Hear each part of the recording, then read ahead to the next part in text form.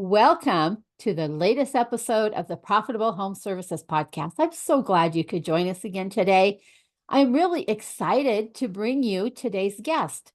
I am proud to bring Craig Lowder into our recording area, I guess you'd call it, for today. Craig comes to us with an amazing background in the sales area. I'm going to let him tell you a little bit about that.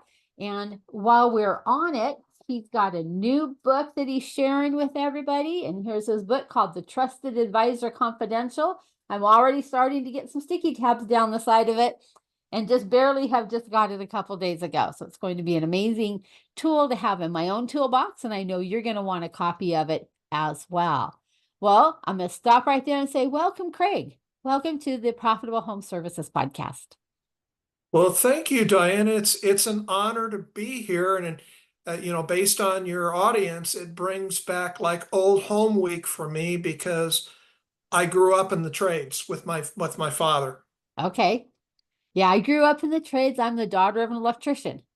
And he was quite disappointed when I went to school to become an accountant. He just couldn't quite fathom that, why I didn't want to go hang out and do electrical stuff. That's amazing, Diane. We must have the same father because he was a carpenter and built residential homes and put on additions. And he was amazed that I decided to go to school instead of follow him in the business. Yeah, my dad could not understand why you'd waste a college education on a girl. But it wasn't a waste. My dad was smart though, because he realized his son has 10 thumbs. And I Uh-oh. didn't have the manual dexterity to do everything that he had the Right. ability to do so effectively and efficiently. So at least we were able to pivot off into other areas and help those who are able to do the stuff and that do not have 10 thumbs. Or in my head, I took a geometry class and shuddered and went, why would anybody want to do this kind of work? So, and I know there's a lot of geometry involved in the trades as they're out there figuring angles and just all the stuff that they have to do to make things fit correctly. Absolutely, very much so. Well, Craig, tell us a little bit about your effective lead conversion system that you've turned to, your Navstar client acquisition system. I thought that was so cool when I started digging into your book, and I kept thinking, yes, I like this. I want to know more. Well, thank you, Diane. So that you know, in writing this book and putting together the Navstar client acquisition system was not a 3-hour cruise. It was really a journey over 3 decades, involving working with companies in the trades, all B2B companies. But it took a while for me to realize that there is a commonality across industries, and particularly with trades folks, that they don't think about because they're so gosh darn good at what they do, and they Yeah. continue to grow their business through referrals and family and friends. But the challenge is always if they want to scale quickly or they want to be more effective at converting their leads, that can be a head scratcher. I think so oftentimes they're really good at what they do, whether they're a plumber, an electrician, a roofer, HVAC, landscape, they know how to get the job done. But we both know that there's so much more than that it takes to build this business and keep this engine running month after month, year after year, with the changing economy that we live in and the changing way that Google works and Facebook and all those guys who seem to control our lives, whether we want them to or not. But there's just so many changes. And how do you keep up with that and use that in your business when you're really good at doing what you got in the trades to do? Exactly. And unfortunately, the experts, the real pros in the trades, are very good at what they do. And in many cases, the whole idea of new client acquisition, new customer acquisition, lead gen may be a bit foreign to them other than through referrals. And one of the common misconceptions that I see among trade business owners and business owners in general, they say the solution to all my problems, all my challenges are, I need more leads. Yes. And I say, poppycock. I agree.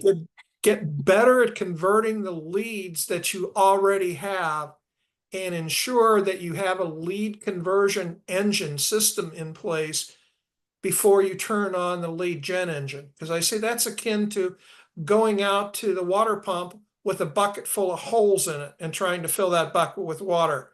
You're going to lose most of that water and you're going to lose most of the leads because you're not prepared to effectively and efficiently drink that water, convert those leads.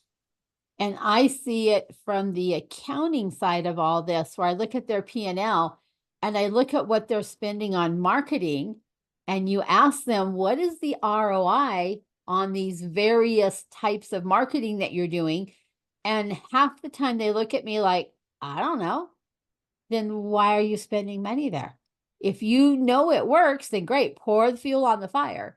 But if it's not working, and if you have no receptacle to capture it when it does work, then that is a huge profit leak because we're just dumping money out. And it's also a cash flow leak at that point.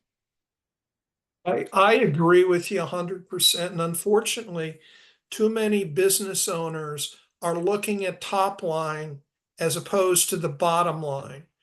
And you can only spend the top line for a period of time. You really need to focus on the bottom line and make sure that if there are some profit leaks and or if there are some top line leaks as part of the profit leak process, you need to clean them up. And quite frankly, I'm biased because my background is in business development. And I'm saying if you do a better job on acquiring the right leads, it's going to be more profitable for you in the long run. So we generally talk about, a number of stars or steps that a tradesperson should take to convert leads more efficiently and more effectively. And then we jump back into, okay, we're prepared to take on as many quality leads that we can handle. Now let's turn on the lead gen engine. So how do they find better quality leads? Great questions. What a setup, Diane. And that's that's the purpose of the book. Let's start the foundational element. We'll talk about 6 steps or 6 stars, as we call them. 5 are lead conversion related.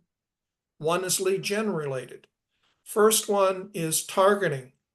You have to target right fit customers.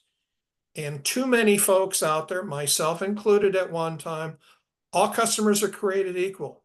They are definitely not. We need to create a profile of those customers that are in the service area that we're equipped to handle, are the type of homeowners that we want to deal with, and their mentality around how they make a purchase decision is aligned with what we're seeking. So, we have to make sure that geographically they're an area we serve.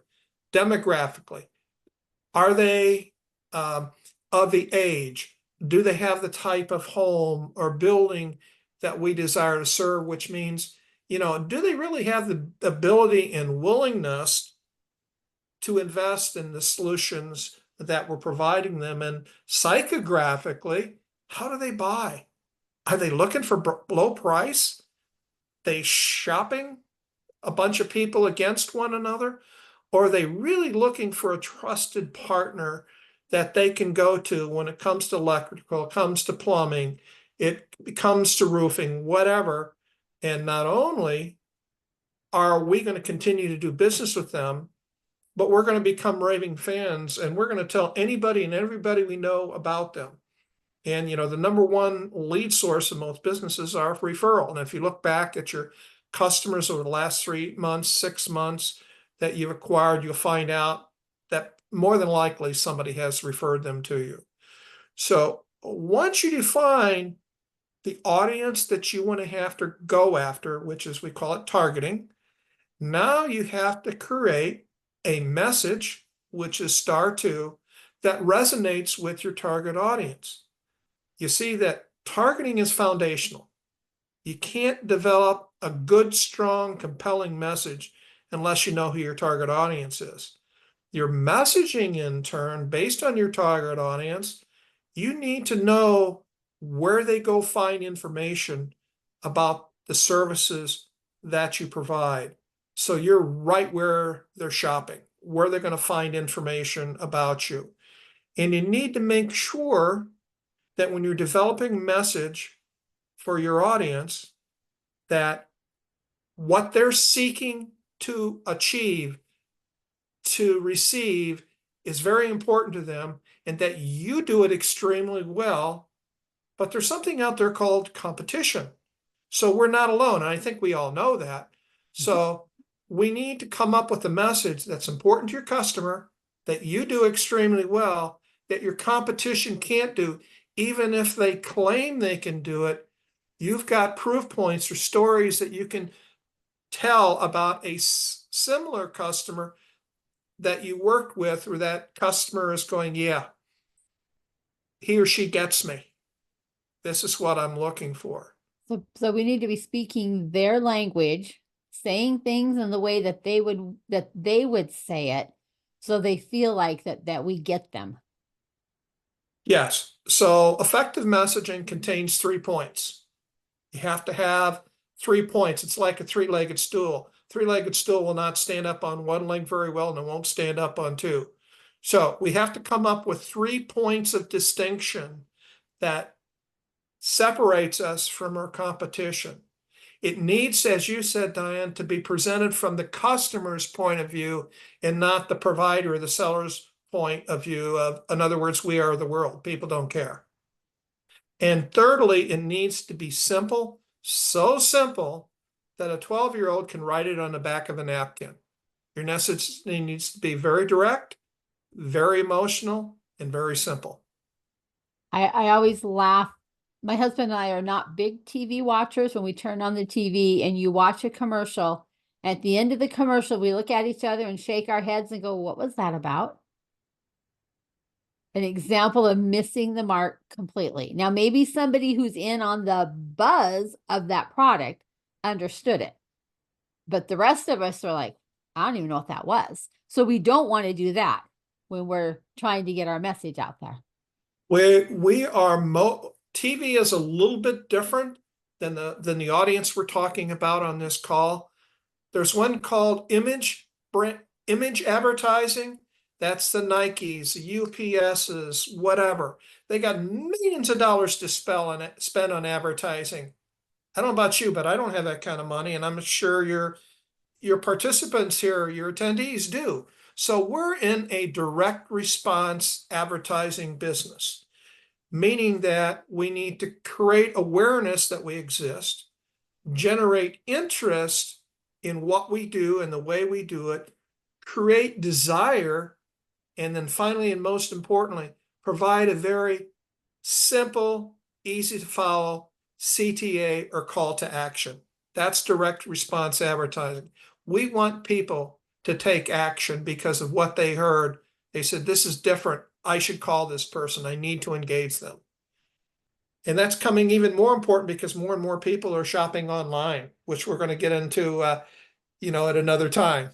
That's right.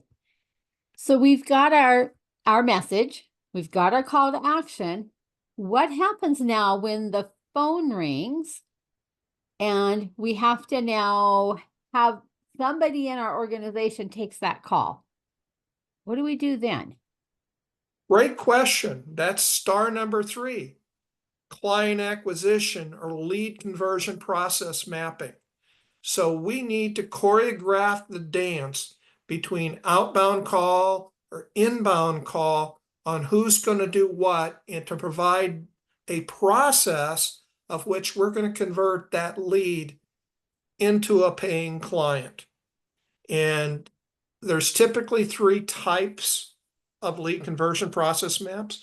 New customer, first time I've ever done business with them. Upsell, cross-sell, I'm into that customer. There's an opportunity for me to sell them more or to sell them something else. And thirdly, It's the return. It's the time that they call us back and say, we'd like to do more business with you. Can you do this? So that is very important. And you have to start with, and it goes all the way back to your target audience. Put your hat on, your target audience's cap, and saying, for them to make an informed decision, what steps are they going to go through to make the best decision for them? And then we need to make sure that our lead conversion process map mirrors the way that they buy. That's a different concept, and I'm liking that a lot. Stepping back and really looking at it from their perspective, making sure that we're thinking it through in the same manner as our customers would. And I know for myself, I always have to stop and say, you are not your ideal customer.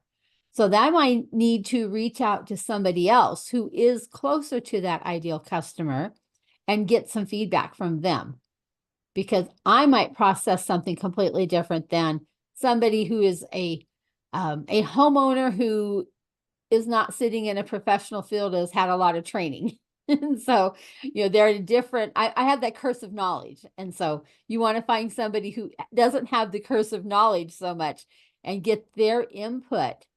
Because as owners of these businesses, we tend to have that curse of knowledge.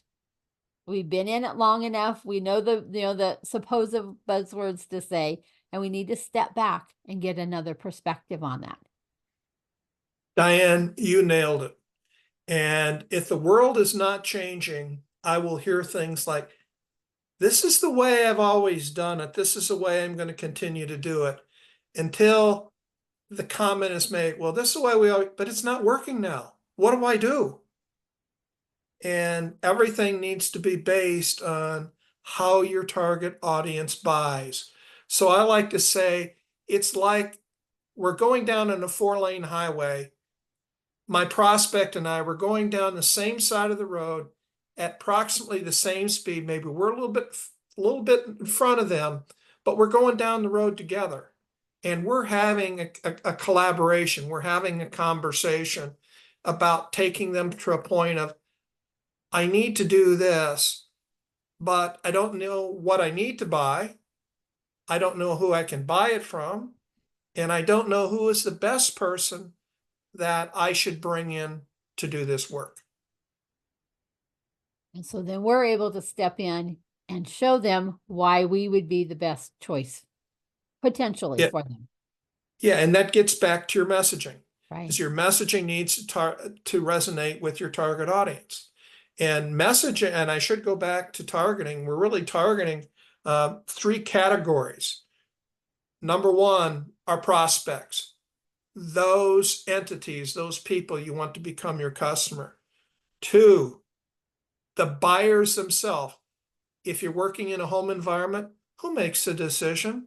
Is it the husband, or is it the wife? Is it the significant other? So they call them buying personas. Who's going to make the decision? What's important to them? And how are they going to interact in finally coming to a decision? And then 3rd is connectors. If we all agree that most of our new customers are coming from referrals, how do we proactively develop a referral network so that we continue to ensure that there's a steady stream of right fit prospects that we can work with? And I'm going to say that networking is completely different now than it was pre-COVID. It absolutely is, because a lot of that prospecting, a lot of that networking is being done online. As you and I talked offline, Diane, we are in a virtual selling world. Well, what does that mean? Since COVID, and it was coming along all along, but nobody realized until COVID hit us how quickly we're moving in that direction. I would ask people during the COVID time, is virtual selling new? And I would say 8 out of 10 people say, oh, yeah, absolutely, since COVID.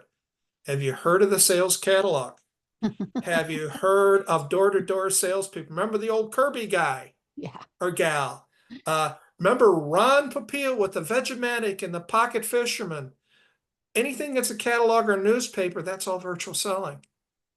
But the thing that's interesting, Diane, it's not the sellers that are driving this, it's the buyers that are driving that. Yes. And as we find younger and younger buyers, they don't want to meet with us in person all the time. Do they occasionally want to meet with us? Yes. So the effective virtual sellers are converting some of their in-person meetings to virtual selling meetings and converting their telephone conversation into virtual calls like we're having right now. But the bottom line is we're also in a digital self-serve world. Well, what does that mean? That means that people are asking their friends and they're going online to do their research to determine what they're going to buy and potentially what are their options to buy it from.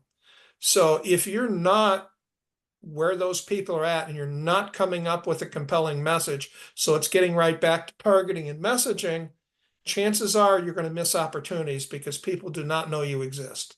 Right. Gone are the days when we ask a parent or an aunt or an uncle or somebody along those lines who they've used. Now they go look online and they look at the reviews and they look at those types of things as an indicator. Who do we want to use? Who do we want to reach out to for whatever our service need might be? Absolutely. And I think the biggest change in the old days, the salespeople were educating the prospect, the customer, on the services they provide and how they do the work and what their guarantees are. But we don't have that opportunity anymore Not now. because it's being done online. So if you can picture an upside down snowman with the biggest ball on the top, that biggest ball is where we have the most influence. And your buyer will make three decisions: cognitive thinking. What do I need to buy? That's all being done online. Divergent thinking. Who can I buy it from? And convergent thinking. This is who I've selected as my service provider. So we have to be online and presenting a compelling story about why someone should do business with us, realizing we may never have a chance to talk to them directly unless our online message is compelling enough, is different enough, where the prospective buyer says, geez, that's really interesting. I've never heard that before. I should call this person. And quite frankly, as a provider of services, we have the best ability to influence a decision if we're interacting with them at the cognitive stage. In other words, what do I really need to buy here? And that's where the educational opportunities can come into play then. Yes, educational opportunities are online. Right. Wow. That was a mouthful and really changes up the way that we may have been doing things in the past. Absolutely. And things are changing as we speak and will continue to change. And therefore, we need to live in today, but we always need to be looking towards the future and saying, well, what's likely to change? Well, the biggest thing that's happened is Google had their algorithms leaked about 3-4 weeks ago. They're in the process of changing them. So what worked in the past is not necessarily going to work today or in the future, particularly if we have a website and we're doing search engine optimization and we are, of course, they're triggering off of keywords. We don't know how that's going to come out yet. And the other thing that's happening there are so many providers out there today that are sending email information, are on LinkedIn or on Facebook or on Instagram, where they're bombarding us with information to the point that many of us, myself included, are saying, enough is enough already. I checked 100 emails this morning, and you know where my finger's at, Diane? Delete. It's on the delete button. Unless that headline catches me, it's gone in less than 2 seconds.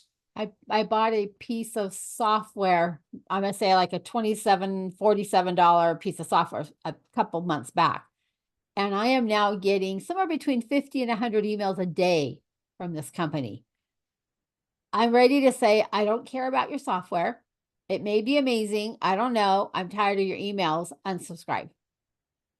Because they're just bombarding me. And that is a good way to lose customers. It is, and I will say that I try to subscribe to ones that I know that I don't in the foreseeable have a interest in. And at the same time, that being said, even though I unsubscribe, they still continue to show up. Oh, goodness. So I may not get out of this one as easily as I'm hoping. Well, how does that make you feel, Diane, when Yeah. you're talking to a neighbor or a friend? Yeah, so and so. Oh, you're not going to have a nice thing to say about them. Right. And people like that make it harder for the rest of us to do what we're trying to do because we're not trying to be that kind of a business. But when the perception is you're going to send me a bunch of emails or you're going to start texting my phone, because I had a question recently, we were looking at buying a car and I reached out to a particular car dealer and he wanted my cell phone right away. And I says, are you going to start sending me a bunch of text messages? He goes, no, I promise I won't. I said, are you sure? Because I was not going to give him my phone number if he's just going to start blowing up my phone. Because we get so much of it pushed in our face that it becomes very uncomfortable. Yeah, and I will say this because I'm changing my lead gen strategies as well. Inbound marketing is not working because there is so much noise. Mhm. And I've done a lot in the area of social media. Am I getting a lot of impressions and profile views? Yes. But are they really converting to the level that I anticipated? No. So I'm focused more on an outbound campaigns where I know who my target audience is. I know what message I want to deliver. Now it's a matter in a minimally invasive, non-salesy way to introduce myself by providing value to the recipient and telling them I'm not trying to sell them anything, but continue to provide value till they get to the point after 2 to 3 interactions where they're willing to say, okay, I'm willing to connect with you. I trust you now. And then I can't bombard them. I just need to continue to provide value and new ideas, with the idea being, if they are in the market, I just want to be one of the people they reach out to and say, can I talk to you? And I'm sure that people really appreciate those of us who are doing business that way instead of the other salesy way. Well, what's the next step in your STAR program here? So the 4-star, and it's equally as important as process mapping, having built businesses and run sales organizations for over 3 decades, it's having a lead conversion or client acquisition success scorecard. Mouthful. What is that? We need to track and measure the key activities that will convert all the activity we're doing into results. Too many companies are focused on results and not exploring the activities. They're saying, well, I need so many new clients, I need so much revenue coming in, I need so many new jobs. Well, that's really all well and good. You should track that. But activities are the leading indicators to success, and results are lagging indicators. So activities might include a number of outbound contacts, number of opportunities that are generated based on your outbound contacts, number of proposals that were submitted, how healthy is your sales pipeline or sales funnel? How many opportunities do I have in there that are right fit opportunities that if I'm successful at converting them, I will achieve the results that I set out to achieve in a given week, month, quarter, or year? So this sounds like some of the numbers that should be on your KPI uh, dashboard, tracking the number of activities that you're doing. Oh, darn, Diane, I wish you wouldn't have said that. Everybody's afraid Oh, of I KPIs. know. And So I'd I like to spent, find a better name than KPI for it. they're success standards. Mm. I like that. Anybody wants to be successful and they want a roadmap on how to get there. So once we define what we want to track and measure, we need to decide how often we measure. Activities typically weekly, could be daily, but typically weekly. Results are typically monthly or quarterly, depending on the length of your sales cycle. You should have targets for each characteristics. It's like a golf game. We know what par for the course is, and we know what par for the hole is, and everybody targets at meeting par. And then we need to have minimum acceptables for each characteristic, each KPI, each sales success standard, lead conversion standard. Because if we're not hitting the minimums, it's Houston, we have a problem.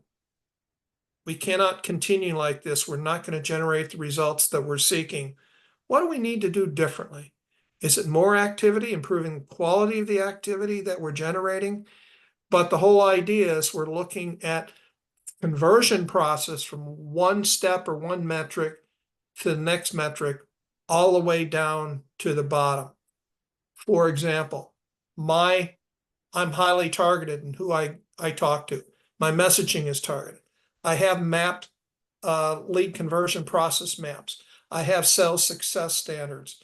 So I know each and every week where I'm at and where I need to make some adjustments. In my particular case, because of all the time that I've devoted to understanding this, my lead conversion rate has been over the last 5 years from the high 70s to low 80s. That's very nice. Very good. And I attribute that to we're attracting the right opportunities Mhm. and we're saying the right things when we engage with the prospect. Very good. And I talk to home service businesses on a regular basis, and it seems like so many of them are converting down in the 30, 40, 50% area. And they're letting sales get away on them because they're not getting them converted, or they're not getting the right kind of leads coming through. Therefore, they're not converting. There's a couple different areas there. Right on. I worked with a very large roofing contractor and their conversion rate was about 1 in 5. Wow. And what was it? And it goes right back to what you said.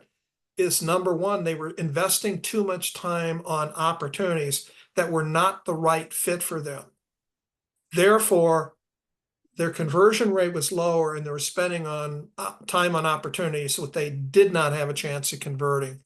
And then secondly, they did not have a lead conversion process map. So they knew who was supposed to be what, at what time, what the deliverables were, what were the key questions to be asked, et cetera, et cetera. And that's really how you get there. And when you look at your sales success scorecard or your lead conversion scorecard or new client acquisition scorecard, wherever there's a drop off between one metric to the next, that's an opportunity to do things more effectively and more efficiently. This has been some great information. I know we got a couple more stars to cover. Want to move on to the next one? Sure. So we'll lead lead gen to the last, but the sixth star is really feeding the funnel. Is that we all need to make sure that the opportunities that we have in our sales funnel or sales pipeline from top to bottom are all right fit, meaning that we want them as customers. They fit who we are and what we do. It's our responsibility to convert those leads, but we need to make sure, A, that they are right fit, B, that there's enough right fit opportunities, and of those opportunities, that there's enough potential dollars in them. And I'm going to say yeah, you can say top line dollars, but quite frankly, it's all about profit margins. There's enough profit in it that you can make your numbers. And quite frankly, there's Diane, and you know this, there's huge profit leakage in those areas. Definitely. We see it all the time. It's one of my favorite places to go looking is let's find where we're leaking this money out. Sometimes it's a slow, steady drip, and other times it's a big fat gush of just Yep. profit leaking out of a business. Yeah, and I know there have been a lot of people call this a sales pipeline or whatever, but I don't like that because a pipeline means what comes in and what comes out. So there's a one-to-one relationship between opportunities and successes. So the reality, the opportunities that we're looking at should be shaped like a funnel. Above the funnel are suspects that could buy from us. Huge. As we go in and we bring them in the funnel, meaning that we're having a conversation with them, narrows, and then it's going to narrow even more because we're going to find out that certain prospects are not the right fit for us, or those prospects have already gone someplace else, and we need to focus our attention on what's referred to as best few. These are people that we're really engaged with, open communications. We're on a pace to close a sale in the time frame that we normally are to close a sale, and quite frankly, that's a big indicator. A lot of companies and individuals that I work with, their funnel gets stale. They've got opportunities that have been there a year and a half, 2 years ago, and if they have price guarantees that say our quote is only good for 30, 45, 60 days, then basically you have to recast them and go back and requote them if you desire. But worst case, you got to be in contact to find out if these are still opportunities. And if they are opportunities, is it now or is it sometime in the future? So that we stop fooling ourselves that we've got all these opportunities and we're going to make all this money. And the reality is it doesn't resemble what's actually going to happen. I think I've heard from other people in your industry that as you're reaching out and you're gathering your group of prospects at the top of your funnel, only about 3% are actually ready to take action pretty much today. The majority of them aren't ready to just say, yep, I'm in, Craig. How do I send you some money? Please let me into your program. Let's go. That's not your normal person. Sometimes it takes them a while to come through your funnel and determine that, yes, this is somebody I want to work with. Yes, I want to build a relationship with this person because the company really boils down to a person for them. Exactly. And I can neither confirm nor deny the 3%. It really depends on how tightly you've defined your target audience, how well you've done in vetting a particular prospect. And you're right. The question becomes now or in the future or never. So, the 4 questions that we believe in asking prospects, and maybe you've heard the acronym, Diane, BANT. So, it's budget, authority, need, and time frame. Okay. Typically, it starts with need. N, what is your need? T, when do you want to have this problem fixed? When do you plan on replacing your roof? What is your budget? Have you plus and minus? And people can be a little cagey with that and say, well, I'm not telling you that because that's my negotiating point. Well, based on what little I know, it's going to range from a min here to probably a max here. Or does it still make sense for us to talk? In authority, who has the final decision? Well, yeah, my wife's not here. I can say this because I don't want her hearing it. I may say I'm the man of the house and I make the decision. Reality, I don't make any decisions. I know when it comes to the kind of things we're talking about, I can influence the decision. I can ask questions and have input, but she's going to make the final decision. So we have to make sure that particularly where we're dealing with a household, who is the final decision maker? And the key question not is, well, Diane, you said you're the the final decision maker. Are you that? Oh, absolutely. The way the question should have been asked is, Diane, is your significant other going to have to rubber stamp your decision? Well, yeah, they do. Okay. That tells me something entirely different. And I didn't cast a negative spin on things by saying, are you really the decision maker? I assume that's the case, but I can always ask, is you know who going to have to rubber stamp it? Well, yeah, we do everything together. Now you're getting more of the truth. Mhm. I'm laughing because my husband and I are in the process of building a new house. And he keeps asking me things, and I keep telling him, I'll be okay with whatever you decide. And he's like, no, really, I want your input. So I'm laughing as you're saying that because he's getting my rubber stamp by saying, I need your input. Mhm. So I hadn't really thought about that too much till you said that. There's so much emotion involved with families, and they're so different. Consumers, in my mind, can be very fickle, very unlike many business owners who are really looking at the results, the dollars and cents of it. There's a lot of cases where when it comes to a home, my wife may have different feelings about what looks right and the quality, etc. And darest I go against her? Absolutely not. Well, So let's those are, oh, go ahead. go ahead. Oh, I was gonna say, let's go ahead and move on to our, I think it's our last star. Yeah, I was just going to say, Diane, is it okay if we move on to our last star? Great minds think alike here, Craig. Yeah, it's really about generating leads, right fit leads. Given that we must know who our target is, we must have our messaging, we need to know what our conversion process maps looks like, and we've got sales success scorecards that tell us how many leads that we need to generate in order to reach the results that we want to achieve. So lead generation primarily can be inbound, but we're finding that the world of inbound is overcrowded these days. So we have to have at least 5, and I'm a firm believer that you should have 10 lead generation strategies in play at all times. Craig, that sounds crazy. It's like a good Does. investment portfolio. You need to diversify. Are all 10 going to work? Probably not. But if you have all your eggs in 1 or 2 baskets and one of those eggs gets broken, then your lead generation engine falls apart.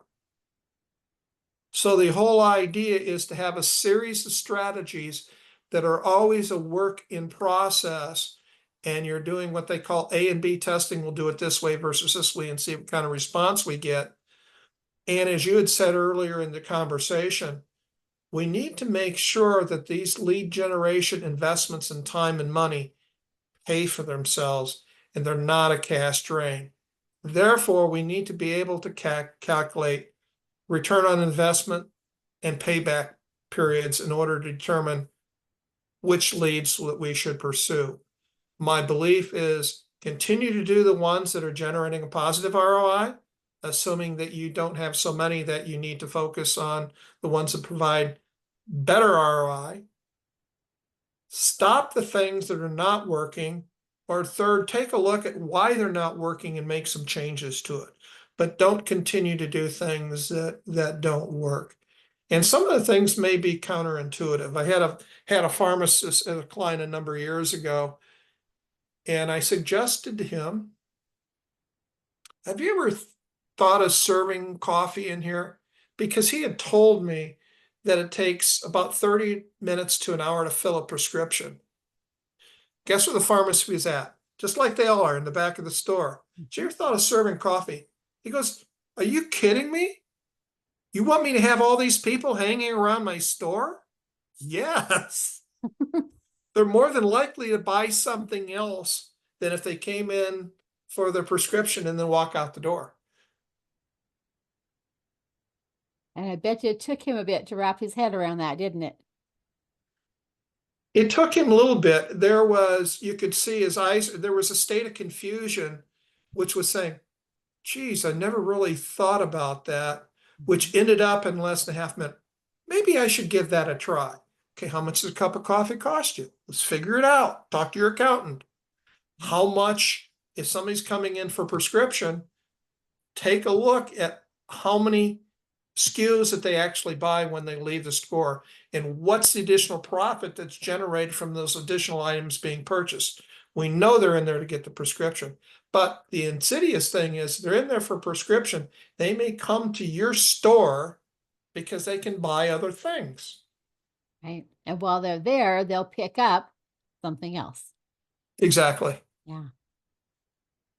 Wow, Craig, you have really shared some amazing information. I'm so glad you were able to come on the program today. And I'm looking forward to us doing our part 2 here in a few weeks as we come back and explore this topic some more and head more into the digital world, the self-serve piece of that on our next episode. But thank you again, Craig. I'm just going to show your book up here one more time. We've got The Trusted Advisor Confidential by Craig Lowder and Henry DeVries. Did I say that right? You did, and you can pick Okay. it up on Amazon, or you can give me a call. Okay, thank you. Craig, where can people go to find out more about your services and how they can connect with you and get their sales engine and their conversion engine working the way it should? Thank you for asking, Diane. Online, you can go to trustedadvisorconfidential.com. And you can buy the book there. You can see some of the supporting programs that I provide as well. And or it's all about developing relationships. Call me directly. I'm in Milwaukee, but my phone number is still an Illinois number. It's 630-649-4943. And although I'm in Milwaukee, go Bears! Thank you again, Craig. This has been an amazing episode. And I'm going to say this is a, whoa, I can't do that. I'm missing something. Uh-oh, back up a minute here. I forgot to ask you the question I told you I was going to ask you at the very end. We got to back up a little bit here. Craig, since this is a show about finding hidden profits or unusual profits, I need you to share with our listeners an unusual profit leak that you've encountered as you're working with other home service businesses. And I've got my little, whoops, turn it the right way, Diane, my proud to be profitable bucket. And you tell me when you're ready and we're going to drop some money in this bucket. They do not have lead conversion process maps. As I've said earlier, don't ask for more leads. Get better in converting the leads that are already coming in through the door. We're going to give that one a few coins. Maybe I should drop another one in there. And the other thing is, have a success scorecard. Know how much activities you need to generate in order to achieve the results you're seeking to achieve. Fortunately, I've got some more coins. Ooh. Thank you. American or Canadian? Those were American coins. Thank you again, Craig, for being on this program and for letting me go, oops, back up. Try that again. Thank you again. And we're going to call this a wrap on this episode of the Profitable Home Services Podcast. And we'll catch you on our next episode. Thank you for joining us today. Thank you, Diane.